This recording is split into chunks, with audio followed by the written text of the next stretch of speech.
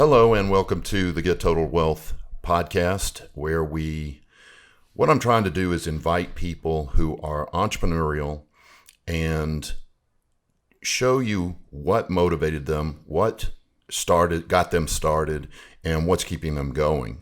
You're going to find that the majority of the people on here are real estate entrepreneurs, but I will bring you other people as well. It's just that 70% of the millionaires in the United States are real estate related. So when you talk about entrepreneurs, 70% of them are real estate related. This is Devin Elder, and I'm going to let you, Devin, kind of give a short, welcome to the show. Thank you, Steve. And thank you so Real much. Glad to be here. Yeah. Thanks for coming. If you would, give them a short synopsis of where you're at today. Then I want to take them back to when you got started and find out your motivation and so on. So where are you at today? What do you own? What are you getting ready to buy? What's going on? Yeah. So today I run the company I started a number of years ago, DJE Texas Management Group, multifamily investment company based in San Antonio. I'm a principal in over 2,000 doors now. Wow. We've got our own management company we started a couple of years back. We've done some development stuff, some land stuff, but really like the multifamily. I've done hundreds of single family projects too in the past, but kind of graduated to multifamily. So today, in December, we closed 256 units in San Antonio. Congratulations. Thank you. We're looking at another, call it 350 right now. We're trying to get under contract. We'd like to do 800 doors in 2021. We'll see if, I feel like that's slightly aggressive, but we could do it if we can find them. So that's what we're working on these days. Yeah, I think there's going to be some opportunity late 2021. Yeah. If you pull off 350 now, you may pull off 700 or 800 units the third and fourth quarter. Yep. So as an entrepreneur, something in you is different than the average person. And if you go back with me before you bought your first single family, where were you at? What were you doing? And what inspired you to go buy that first house? Was a single family were your first deals, right? Yeah, that's right. Okay. Yep, little rental house. I think it was being unsatisfied with the corporate situation I was in. I had gone to college. I'd gotten a degree. I didn't know what I was going to do with it. I was never really very gung-ho about college, but I feel like it was something to do at that age. And then I ended up getting in the corporate world. And for a couple of years there, I was pretty fired up about it. It was kind of new, and they did a good job kind of pumping me up at this organization. But the time for money trade after a couple of years really started to wear on me. And I started to ask myself, how could I 2x my income, 5x, and then 10x my income? And the 2x, I thought I could probably do that in a couple of years here. The 5x my income, I thought, man, I'm going to need my boss's job. Yeah. And there's one guy. I'm going to have to kill somebody in order to climb that. And then these guys had completely unenviable lives. I mean, they're living at the office and, poor health, et cetera, whatever it is. But the money wasn't all of it. That was a piece of it, and I definitely wanted that. But I wanted to do it in a way that I was enjoying my life, right? And so that led me to entrepreneurship. That led me to try to find a vehicle. And I read a lot of books. I looked at a lot of different vehicles. And real estate ended up being the thing where I thought, hey, I can use leverage. I can let the bank give me most of the money, or in some cases, all the money to do a deal, refinance it. And once I did that first little single family where I bought it, fixed it up, and refinanced it, that was like a magic trick. I thought, why didn't somebody show me this in high school? I'd have 100 of these by now. And I was in my 30s at that time. And I thought, all right. So I really, after doing that first house, I said, I'm all in on this. I'm going to make it work. I really burned the candle at both ends for about 2.5 years, corporate job and doing a bunch of real estate. And then was able to leave the corporate job. And that's when the business really, really took off. Yeah. Once it's amazing to me that we don't see it, like you said, naturally. But when you buy your life back from corporate America and you suddenly have 40 or 50 hours a week to think and to act on your ideas that you didn't have before, the growth almost seems exponential at that point. Excuse me. Yep, no doubt. So I love the way that you brought up the fact that, and this happened to me, there was a guy above me in the company that made $250,000 a year. Sure. And I was shooting for that. Back in '87, that was a lot of money. Sure. But he was miserable. You know, he was on like wife number 6. In fact, I'm quite sure it was wife number 6. He was always angry, always stressed. I was like, this is not the lifestyle I want. You recognize that too.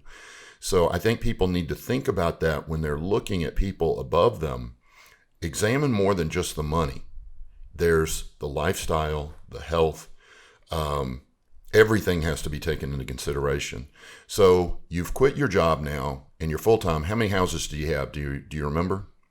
At the time, I had like 22 doors. Okay. Because I wanted passive income to pay all my bills before I would let myself quit the job. Look, I was married, 3 kids. I'm still married, but I was at the time married, 3 kids, sole provider for the household, and it was a big jump. So I wanted to have that passive income. So I had 22 doors at the time. And that matched or beat your income a little bit? Yeah, beat it by a little bit. You know, it wasn't enough to say, hey, I'm throwing in the towel and play golf till I'm dead. But it was definitely enough to get me out. Definitely enough. And there's a lot. Buying your life back from corporate America is life-changing for many reasons. One, it builds your confidence because you did it. Right. It's no longer a theory. You're no longer acting off of faith and hope. It's a reality. That's right. And it changes the way you think. How soon did you switch over to apartments? During that time. So part of that portfolio I had was a little 6-unit. Cool. 6-unit apartment complex. I bought it, no partners, just me and the bank. Okay. And I ran it all myself. And it's not a deal I would do today, right? It's just a lot of work. But it got me in the door. It got me in my mind, I was like, well, I'm in multifamily now. Maybe about as small as you get, but I'm in. Right. And I'd seen some other guys and was fortunate to be friends with other guys that had big, big stuff and just kept trying to do what they were doing and was able to do that over time. So that first little multifamily, that 6-unit, and then it turned into a 75-unit, and it turned to 130 units, 192 units. And, once I started closing some of those, you call the broker once you've closed one, and they're like, heck yeah, let's go get drinks. Let's go out to dinner. Let's go to lunch. I mean, they couldn't wait. And I was like, oh, wow, tune really changed at that point. And then once you start closing these things, you're kind of in a very small circle now. There's a handful of brokers. Everybody kind of knows everybody. And once you could demonstrate the ability to close, we just started closing deals left and right, to be honest. Man, I'm glad you shared that because that's a point I should have asked about is what changes? How did it all change instantly? That's really it. They now know you're real. Before, you're just some guy with a set of books and tapes or took a course. Yep. And now they're going, wow, this guy educated himself and actually did it. Your credibility's through the roof. People are bending over backwards to loan certain people money. I'm sure you're one of them. So as you moved into multifamily, you started making a lot more than you made working, correct? Oh, yeah. It was like there's no comparison. So did you begin traveling? Are you just a saver? What are you doing with the money? Man, well, you asked. I bought a helicopter. Wow. I raise zebras. I've got some exotic cars. This is just kind of the fun toys. We got our dream house, but I do like to work. I do. There was a period there when I left my corporate job where I played a lot of golf and really said, man, I earned this. I'm going to enjoy this. And it was fun. It was fun for a little bit, but I like a challenge, and I think being an entrepreneur for those of us that pursue that, we kind of like that challenge, right? I like coming up with new ideas and pursuing things, taking down big properties, maybe doing things I've never done before. So I really get a kick out of working, out of buying stuff, out of doing these big deals. But it's always, I feel like I'm doing everything as much as I want to. I want to hang out with my family. I want to go down to our beach house. I want to enjoy that for a period. I don't want to go live down there for a year with my family, but we go spend 3, 4, 5 days down at the beach. Man, it's the best thing on earth. And then I'm ready to go back to go buy something, go work a deal, go do something else, take some time off, play some golf, take some time off, go down to our ranch. So I think it's always doing what I want to be doing. That's really my goal in life is I want to always be doing what I want to be doing. And sometimes that's work. That's funny because That's exactly Anthony Robbins' definition of success: doing what you want, when you want, where you want, with whom you want. That's interesting that you said that. The other one that shocks me when people don't get this, I say it a little more brutal than you do. I just say retirement sucks. Right. I had 6 months off when I was 30. I quit for 6 months. I hated it. Yeah. It was like, how many Mai Tais can I sip? How many, and if you play golf, how long, or you fish, how much time can you spend doing that? John Wooden, I was reading John Wooden at the time, and John Wooden made a comment. He said, a life not in the service of others is not a life worth living. And that was how I felt. I was like, I'm not helping anybody. I really enjoy working, helping, and serving other people, and getting paid for it. Don't get me wrong. Sure. But that is so rewarding. And I'm glad to hear you say that and let the viewers hear it. Retirement is not the goal. Right. Financial independence is the goal. Right. Retirement is really the first step before death. It's not the goal. So now that you've reached this point, what's your ultimate goal? Do you want a $1 billion portfolio, or do you want to just reach a certain cash flow per month? What are you thinking? It keeps changing, right? And what I've found about myself is I need a big target out there. I have to have a big dream. And it's not real. This has taken me years as an entrepreneur to kind of figure out about myself, but I've got to have a big dream out there to be happy, which is kind of like almost a curse, right? It's like, can I just sit back and be happy? Well, I can't. As long as I'm able, I want to be pursuing something big. So, I talked about flying helicopters. That's kind of my current thing that I'm working on and spend, being a beginner at, right, and learning that. We've got some goals for the company, and then I'm thinking this year that I'm going to set my target at $100 million net worth.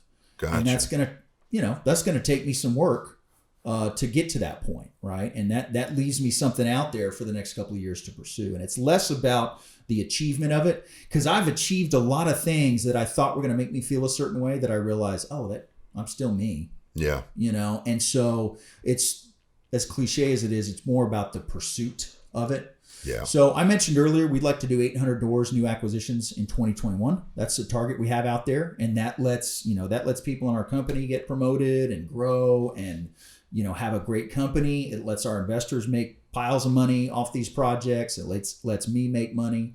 And so just continuing to do that, continue to grow the company as long as I am engaged and enjoying it. But yeah, I'm not trying to figure out how to, take a year off and go to the jungle or something. That would go crazy. Yeah, that's never been a goal of mine either. Mine was always to have the weekends, like I go to my beach house like you do, to have the time to romance my wife, to spend with the kids, and now my grandkid with another one on the way. So time is a major motivator for me. 100%. It sounds like, that's what my next question was going to be. Are you more motivated by money or by time? Yeah. It sounds like it's time. 100% time. Yeah. And my patience has gotten so low for doing anything that I don't want to do.